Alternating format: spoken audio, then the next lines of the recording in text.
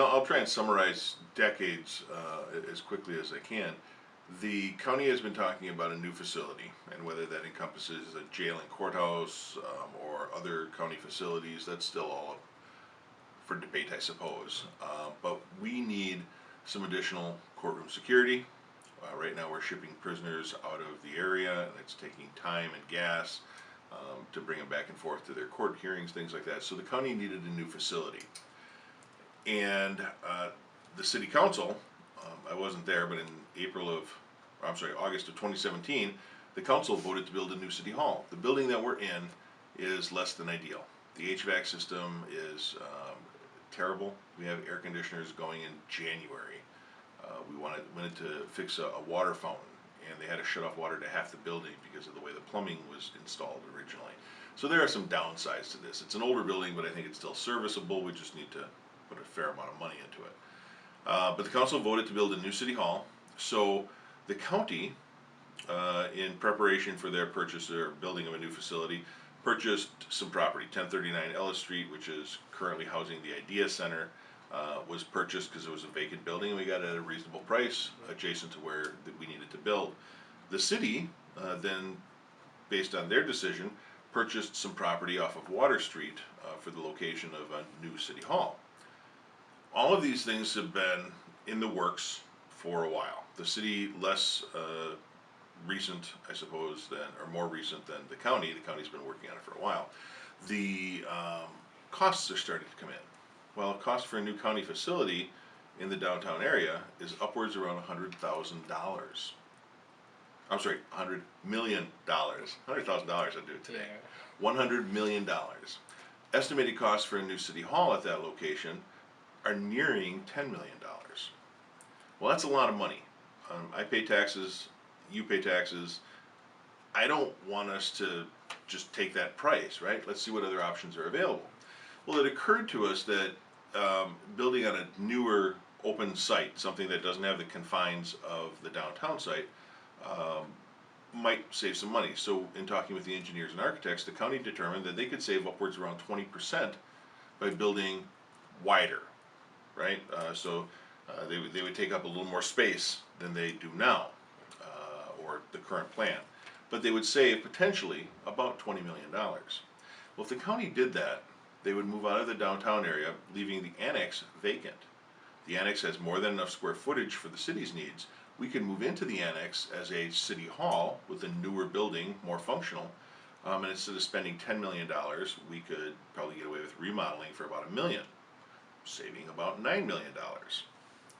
There's also some advantages to doing that, right? Again, financial, but advantages. So the county no longer needs 1039 Ellis. We had a call center in there. That company offered to buy it. They wanted that facility, but we didn't sell it as a county because the plan was to tear it down and build a new facility. So that now becomes a marketable piece of property, a functional building in the heart of downtown that call centers and other businesses have already expressed interest in. So we could put that back on the tax rolls. The piece of property that the city bought, it's not on the riverfront, but it's near the riverfront in a high traffic area. That piece of property now becomes developable, and we could put that on the tax rolls. Whether that's housing or office space or commercial, I don't know what we would do with it at this point, but it would become marketable again. So those are the two big pieces, right? The question comes up, what would you do with the current county city building? Well, we really don't know, but it also becomes marketable. We can remodel it or sell it to a developer who can remodel it, turn it into office space, condos, whatever it happens to be. People want to be downtown. Then the other components, which are kind of unrelated, but we threw them into the mix to talk about them at least. The Lincoln Center is a building that's owned by the city 100%, but everything in it is run by the county. Okay. It doesn't really make sense to have the city own a piece of property, but it's wholly operated by the county. The same thing holds true with the library branch. The library was actually thought of as a new location for a city hall because we wouldn't have to build new, we could remodel for a lesser cost. So that's still an option because the county is leasing it. So when the lease expires, if the city chooses to, they can not renew the lease and they could use that for the city hall if they wanted to.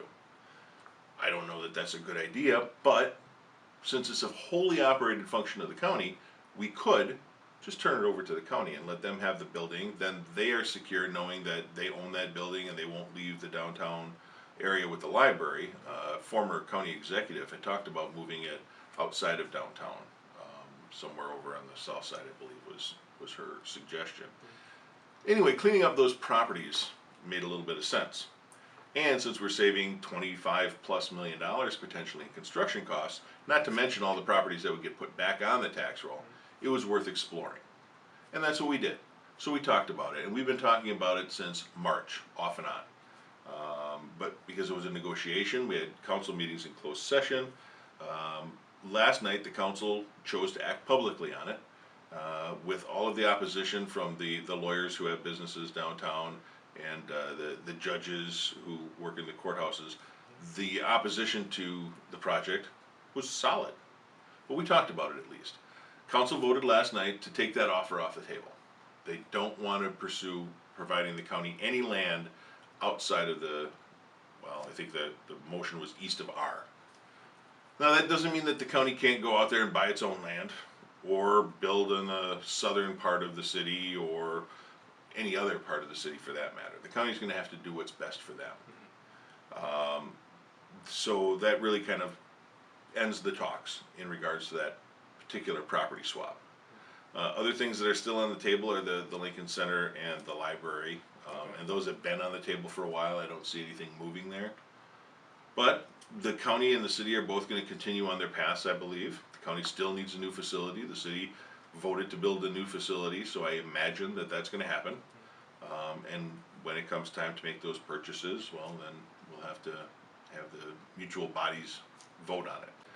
As I said last night, two things are gonna remain constant, as they have for the 2 decades that the county's been talking about this. The problems aren't going away, they still exist, and it's not gonna get any cheaper to fix them.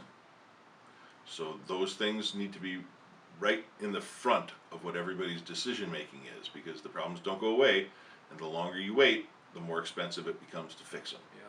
So we'll continue on our respective paths, and see where that takes us. Council chose to do a temporary fix because primarily they wanted to install a multi-use path along the road.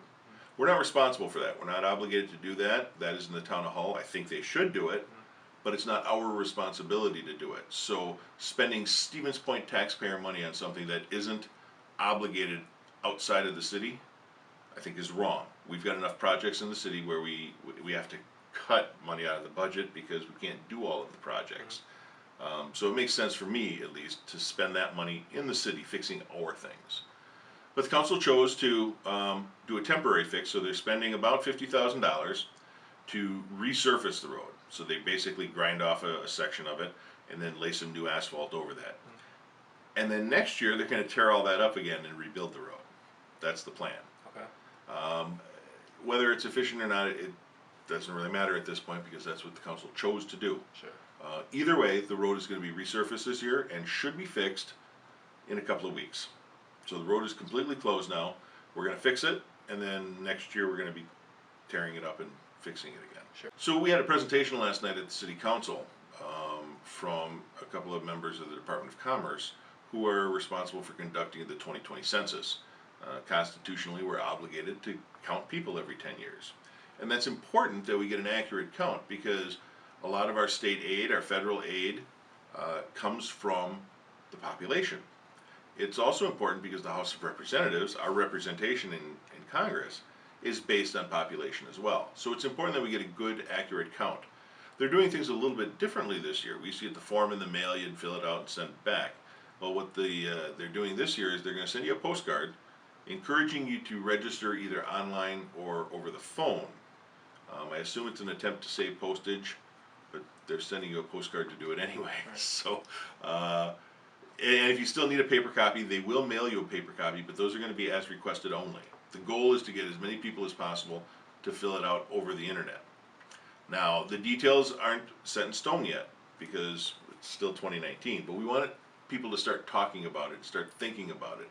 So in early spring, late winter I guess is probably closer to accurate, somewhere around February.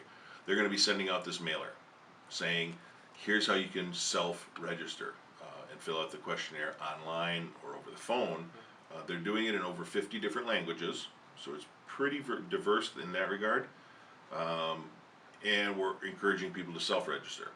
If you choose to do neither of those, they're gonna send people then door to door. So you'll get knocks on your doors, and then they'll ask you your census questions, so we can get the most accurate count we can. It's in everybody's best interest, when you get that postcard, to fill it out online or call in and do the census count over the phone. I know some people are very hesitant to do things if they ask questions that they feel are personal, but it's really important that we get the count. So try and fill it out to the best of your ability.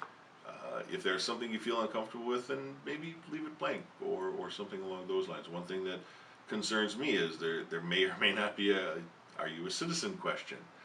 I don't think that's a whole lot of anybody else's business, whether I'm a citizen or not. The goal is to count people, right?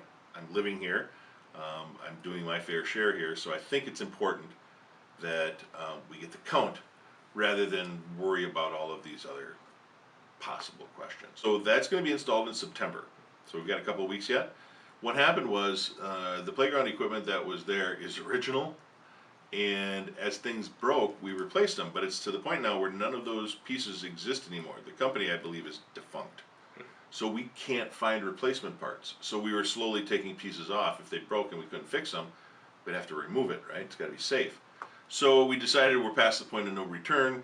We tore out all of the old equipment and budgeted last year in their capital plan for some additional playground equipment. So the new playground equipment is on order, and it will be here late August, early September. We're going to get installed in early September. Perfect. It'll all be brand new, and hopefully it'll last us another 20, 25 years.